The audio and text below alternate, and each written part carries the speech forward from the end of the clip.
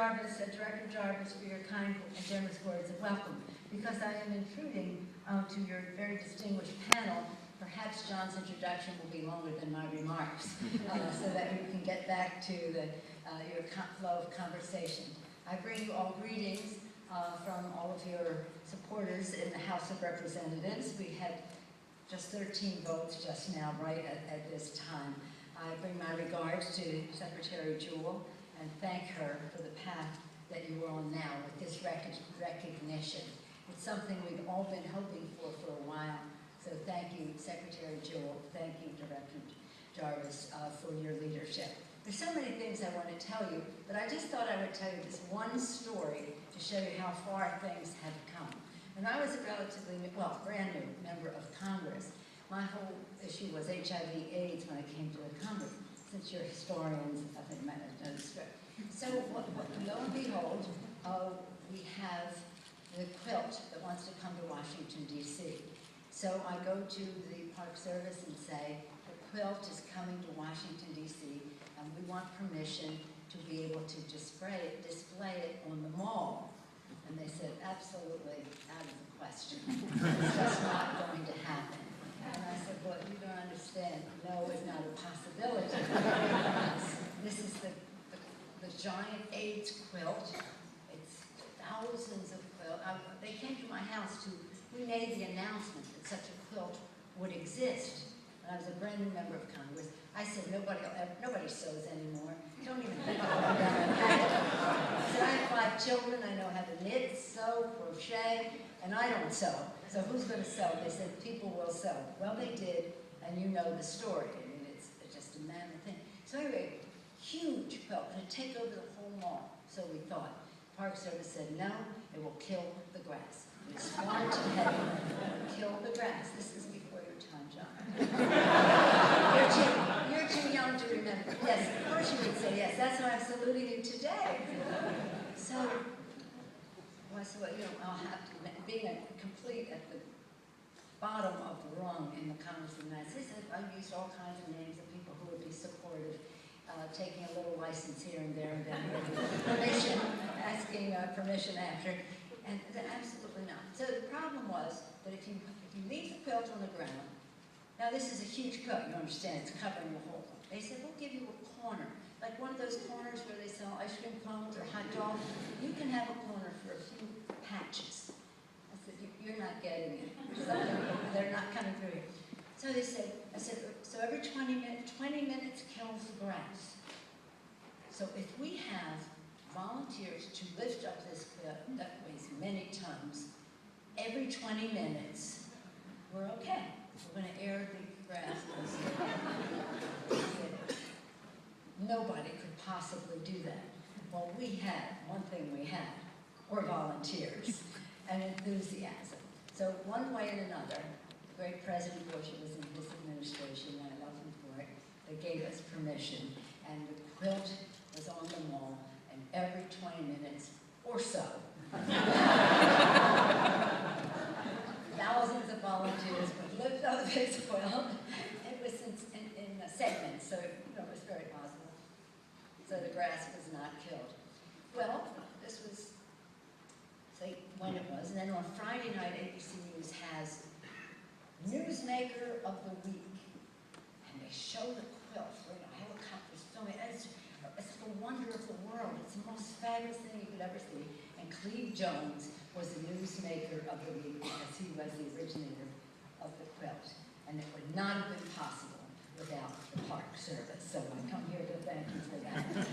And in doing so, I say that much of the progress that we've made, and I know that you heard from our distinguished Ambassador John Barry, we're so very, very proud of you, Mr. Ambassador. You make us proud in so many ways. You used to be for standing at the House and then to in the administration, and now our very distinguished Ambassador of Australia. And I understand you were talking about when the Aborigine were asking about how you end discrimination in the West. I do think that, since I mentioned the quilt and its relationship to AIDS, that the whole movement on the subject of HIV/AIDS and discrimination to improve prevention, to increase funding for research and care, really did take help in ending discrimination against LGBT community. And I say that because it was a horrible thing. I mean, we were burying 2 people a day that we knew. It was so horrible. You don't know if any of you were born at the time, but it was really horrible. We're going into the 80s, and people were finding out that they had loved ones in their families who were gay and HIV, and sometimes they found that out in the same day, in the same moment. But that opening, that gave us that opening that changed, I think, people's attitudes toward people who are very anti-funding for HIV because, you know, why should we do that when we have other diseases? When they had a family member, everything changed. So I do think that the HIV community, HIV/AIDS advocacy community, did an enormous service to our country, not only on the issue of HIV/AIDS, but also in terms of opening the door to understanding and ending discrimination against people with HIV/AIDS and LGBT community members and the rest. And that, for us in San Francisco, it's not a question of tolerance. That's not a word we use. That's condescending. It's about respect. It's about taking pride. So I thank the Park Service for taking pride. I was just in Seneca. Thank you for what you've done for women's rights there, and now to recognize LGBT equality in our community. And so whether it's DOMA, whether it's so many things, marriage equality, which we want across America, the thing is that it's about ending discrimination. It's about expanding freedom. It's about making America more American. And as you do so, we have some spots in San Francisco that we think would be good candidates. So I won't go into that now. Far too many. Harvard Milk and Hammer Shop. UN Plaza, where we had a 10-year vigil when HIV/AIDS. No, we have some candidates to consider on the West Coast, but we're proud of the ones you have on the East Coast already. So thank you for affording me the opportunity to interrupt your program, but also to thank you, all that you have done in the role of ending discrimination, enabling us to pass a hate crimes bill that was fully inclusive. People said, well, you could do it in a minute if you took out transgender. I said, well, no, I couldn't do it in a million years if I took out.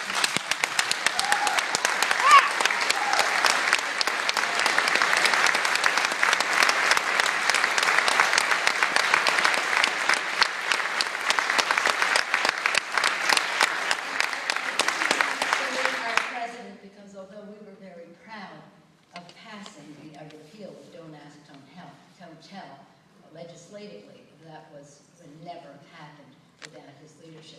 And one historic note, Barney Frank, all those people who were so instrumental in helping us repeal Don't Ask, Don't Tell. When we first passed our amendment, and I went to them and I said, today you are making history, looking at the sort of liberal bloc that was there. And they said, yes, we passed the repeal of Don't Ask, Don't Tell in the defense bill. I said, no, that was only part 1. Part 2 is you are now going to vote for the first time in your lives for a defense bill. Because if you don't vote for the bill, it's not going to pass. The Republicans will vote for it. They always vote for the bill. I said, this is my line of work. This is what I read minds. They're not voting for it. They're not going to vote for it. Well, we may have gotten 9 votes for the defense bill. They all voted against it. Not to be partisan, but they all voted against it. And we needed every Democratic vote to pass it. So Barney Frank, John Lewis, Barbara Lee, Dennis Kucinich, people like that were marching down the middle. I said, just hang back. Trust me, just hang back. If they vote for it, you don't have to vote for it. But they didn't. But the attitudes have changed, and you know things are much better. And it would not have happened without all of your advocacy and leadership and pride. And that's why it's so wonderful that the Park Service is doing what it is doing, under Secretary Jewell's leadership and Jonathan Jarvis's leadership, because it, again, is about taking pride. Long overdue, but nonetheless quite wonderful. Thank you all very much.